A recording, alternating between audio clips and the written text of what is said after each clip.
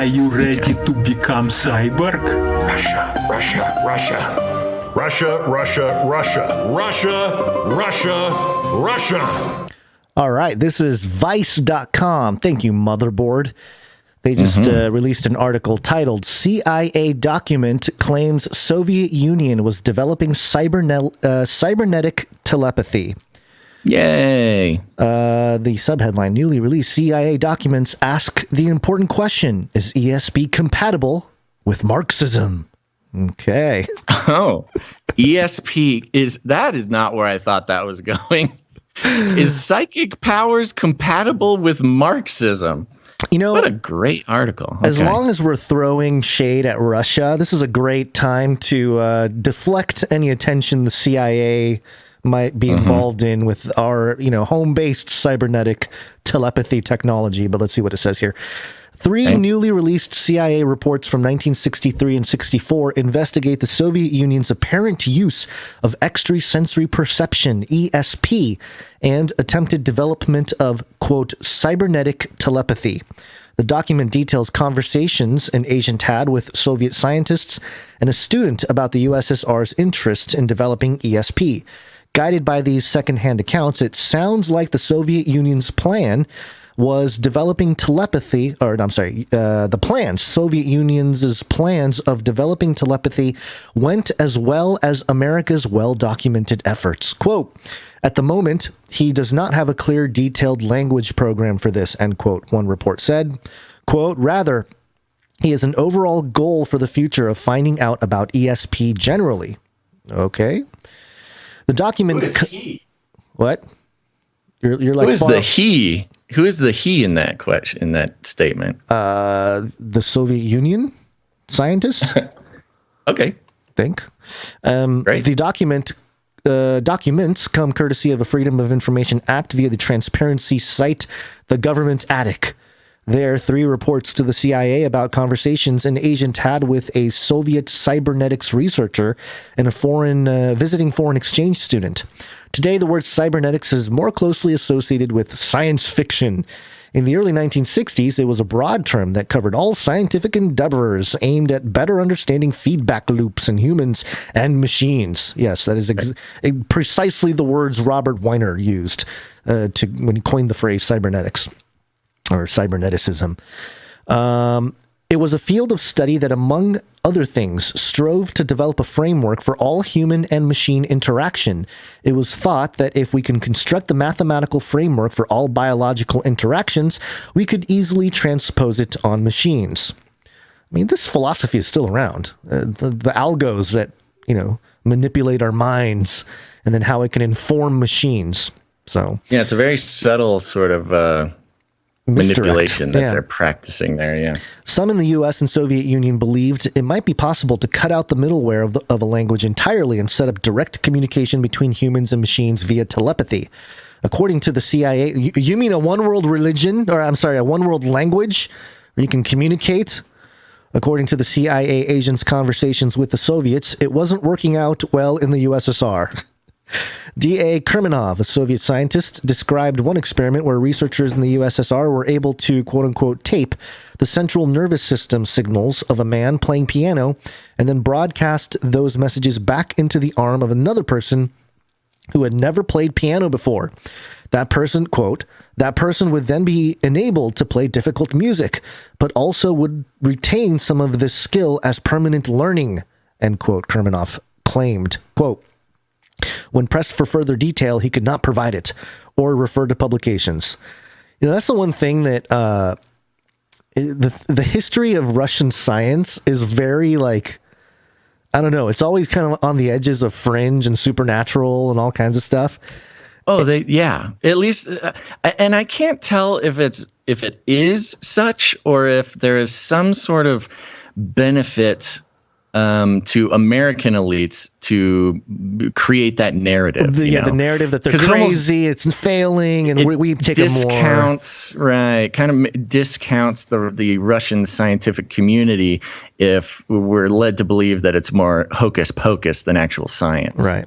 And apparently someone was working on telepathy. Quote, Kermanov claimed that Vasilyev had been able to demonstrate very strong ESP, extrasensory perception, with certain subjects, but only certain persons are capable of receiving the waves, the agent said in his report.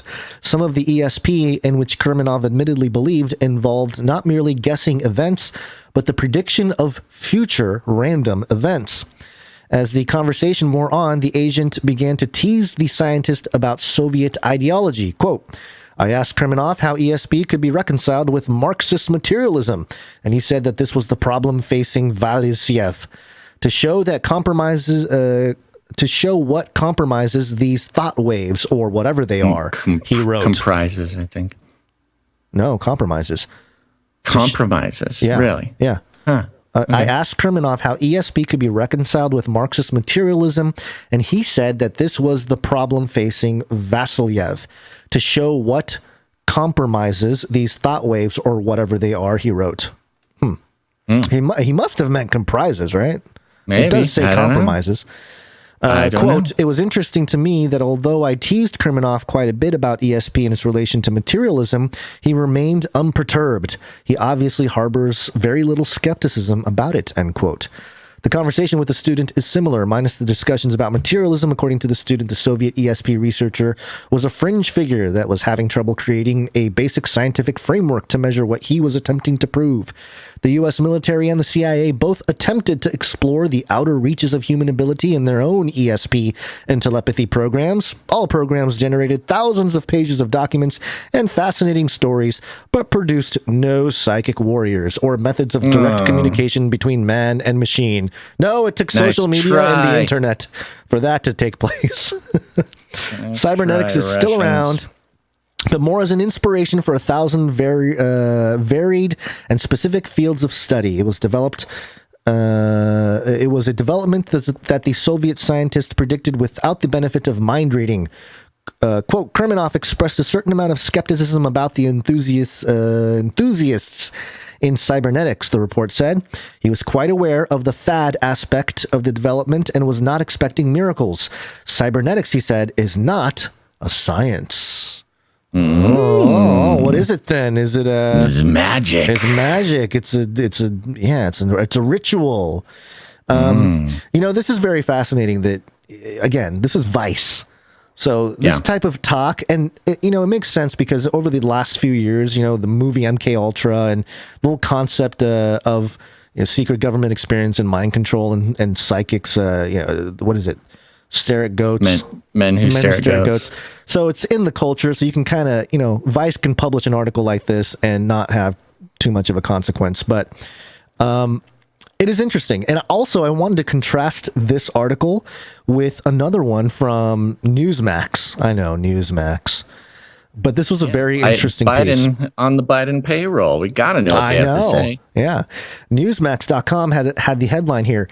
NATO's other preoccupations, messing with minds. Mind-controlled weapons. And let me just blast through this. We all know that NATO, North Atlantic Treaty Organization, is in the news because of weapon assistance to Ukraine during Putin's war. But how much do we know about its plans to control human brains?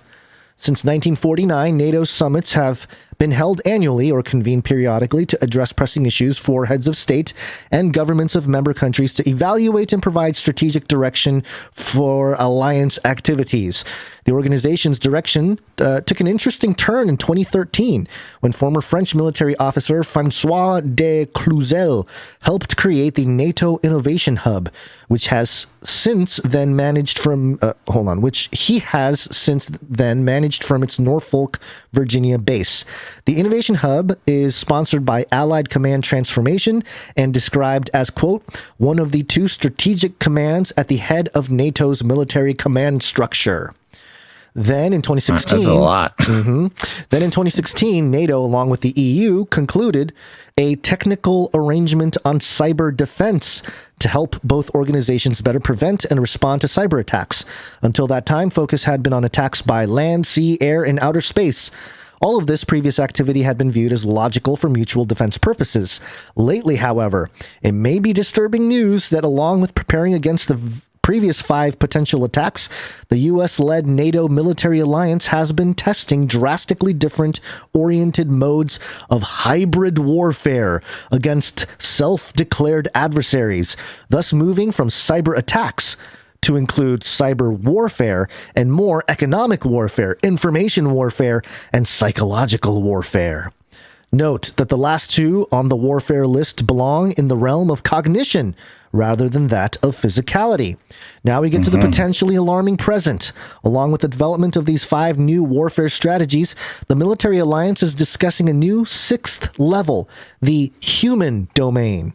This recent form of combat has aptly been branded cognitive warfare and is described as the, quote, weaponization of brain science. It involves hacking the individual by exploiting the vulnerabilities of the human brain in order to implement more sophisticated social engineering, which is hyperlinked to another Newsmax article. As a 2020 NATO-sponsored study of this new form of warfare clearly explains, quote, while actions taken in the 5 domains are executed in order to have an effect on the human domain, cognitive warfare's objective is to make everyone a weapon. And as global conflicts take on increasingly asymmetric and gray forms, the ability to manipulate the human mind employing ability to manipulate the human mind employing neurocognitive science techniques and tools is constantly and quickly increasing. This complements the more traditional techniques of manipulation through information technology and information warfare, making the human increasingly targeted in the cognitive warfare. So that's the quote. Also in 2020, NATO Supreme Alliance Commander Transformation asked NATO Information Hub Manager Du Cluzel to conduct a 6-month study of cognitive warfare. Subsequently, when summarizing the results of his study, Du Cluzel described cognitive warfare as, quote, a battle for the brain, and pointed out that since everyone has a cell phone, cognitive warfare overlaps with big tech corporations and mass surveillance because, quote, it's all about leveraging the big data. We produce data everywhere we go, every minute, every second we go online. And this is extremely easy to leverage those data in order to better know you and use that knowledge to change the way you think. Dun, dun, dun. Very interesting concept, sort of warfare by turning civilians into weapons. Civilian minds, especially because social media, you're just kind of expressing thoughts on poster boards, you know. The entire 45-page report is here. There's an Innovation Hub link. The purported reason for doing all this rather dicey research into methods for mind manipulations is offered by NATO members as being necessary because they could be used by enemies, China, Russia, etc., to set populations of NATO countries against their own nations. Convenient, you know. Oh, Russia and China might do it, so we have to do it. Therefore, the reasoning continues. NATO countries must be knowledgeable about mind manipulation methods in order to protect their citizens against such mental attacks. In their information posts, they do acknowledge that NATO itself could also use these cognitive warring tactics to mentally disarm their adversaries' populace as well. Or what about just completely manipulate the emotions of the American population or the NATO countries. We must assume that NATO is not the only body studying and perfecting mind manipulation methods and agree that enemies of Western civilization in general are without doubt on the same path, either for defense or domination purposes. No mention of it being used, against the population of one's own country either. No, right. Yeah. We would never do that. We're doing it to protect you from others. Right. I'm just going to skip down here. Powerful, lustful leaders and elites right here in the U.S. in government. Lustful, yikes. In government, business, education, and so-called philanthropy are already threatening not only the sovereignty of our country, but also the sovereignty of each of our very own souls via education, media, unbridled illegal migrant invasions. And more. See, that's the one line I was looking for. It's all this stuff, right? And it's pretty accurate. Like, yeah, of course, they're trying to get to our kids through all these different things, media, education, you know, question the governments, the businesses, the education, the so-called philanthropy. But then, like, the one thing that's really messing with us is unbridled illegal migrant invasions. It's like, what? Is that your, like, I'm a Republican token? You know, it's just weird to throw that in there.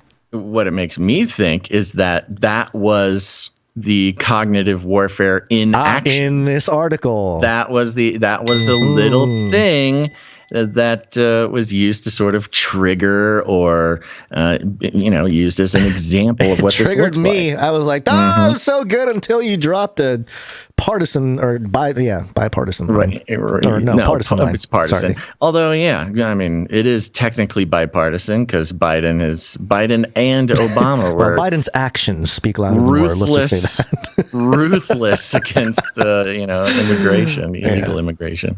Right. So anyway, last paragraph or last sentence here. Reason and resistance are our retaliatory weapons. Reason and resistance. What does that even look like?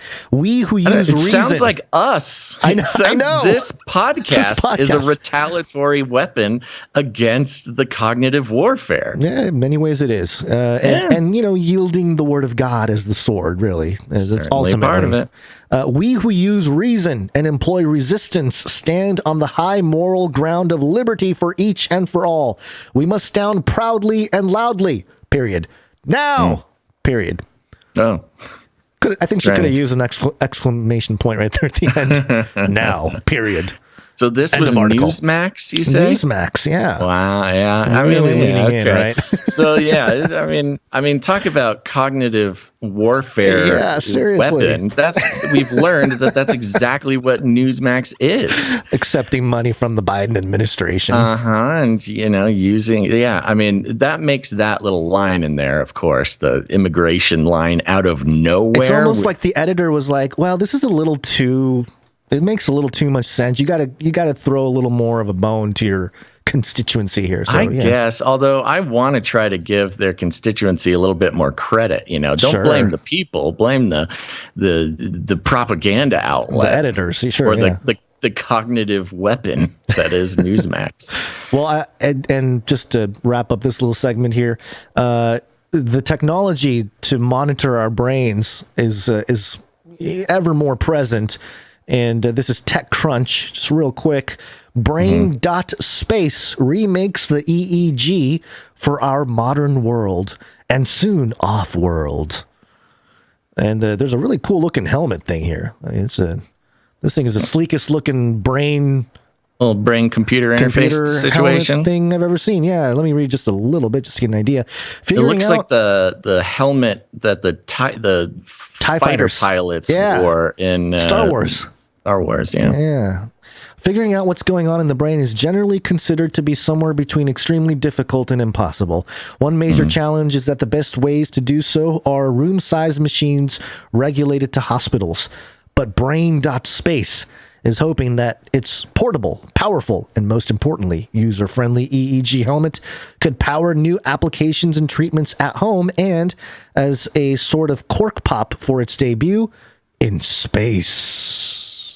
Ooh. Electroencephalography, or EEG, is an established method for monitoring certain signals the brain produces. An EEG can indicate which areas of the cortex are active, whether the user is concentrating, agitated, and so on. It's not nearly as precise as an MRI, but all you need for an EEG is a set of electrical contacts to the scalp, while an MRI machine is huge, loud, and incredibly expensive. There's been precious little advancement in EEG tech, though, and it's often done more or less the same way it was done decades ago. Recently, that's began to change with devices like cognition. I think it's cognition, but it's spelled with an X. Cognition, cognition, which uses re-engineered EEG to interpret specific signals with the goal of allowing people with motor impairments to communicate. The Israel-based, it's in Israel, huh?